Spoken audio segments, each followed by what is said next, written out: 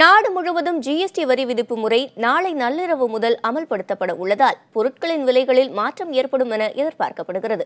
இதனால் ஆடை மற்றும் வீட்டு உபயோகப் பொருட்களை முன்கூட்டியே வாங்க பொதுமக்கள் கடைகளில் குவிந்தனர்.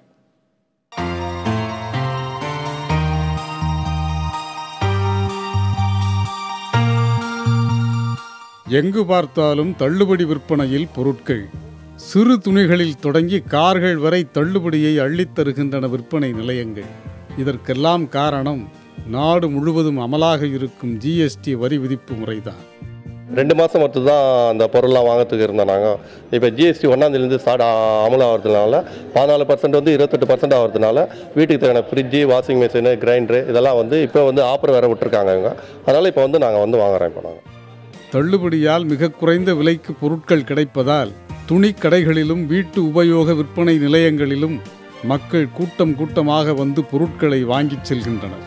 உடனடி தேவை இல்லை என்றாலும் குறைந்த விலைக்கு கிடைப்பதால் தற்போதே பொருட்களை வாங்கிச் செல்கின்றனர் வாடிக்கையாளர்கள். நாளை முதல் ஜிஎஸ்டி அமலாகுது. அதனால் இப்போ ப்ரீ ஜிஎஸ்டி சேல் மாதிரி போட்டிருக்கோம். விற்பனை அதே மாதிரி ஜனங்கள் கொஞ்சம் சந்தோஷமாக இந்த ஒரு 2 வீக்கு 3 ஒரு அடுத்த வாரம் இந்த வாங்குறவங்களாம் கொஞ்சம் அட்வான்ஸாக வந்து புக் பண்ண வச்சேன். கஸ்டமருக்கு ரொம்ப சந்தோஷம். இந்த மாதிரி நேரத்தில் ஸ்டாக் கிடையாது. எங்கள்கிட்டையும் அவைலபிள் ஸ்டாக் இருந்தது. அதனால் ஸ்டாக் இருக்கிற வரைக்கும் பில் பண்ணிகிட்டு இருக்கோம். சந்தோஷமாக இருக்காங்க.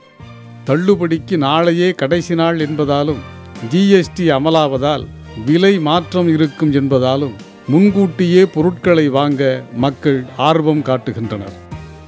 நாளை முதல் ஜிஎஸ்டி அமலாகவிருக்கும் நிலையில் அத்தியாவசியமான ஆடை மற்றும் வீட்டு உபயோகப் பொருட்களில் தள்ளுபடி அதிகமாக கிடைப்பதால் மக்கள் கூட்டமாக வந்து வாங்கிச் செல்வதை பார்க்க முடிகிறது. விற்பனை அதிகரித்திருப்பதால் கடை உரிமையாளர்களும் மகிழ்ச்சியோடு காணப்படுகிறார்கள். புதிய தலைமுறைக்காக ஒளிப்பதிவாளர் தினேஷுடன் வசந்த் சுப்பிரமணியன்.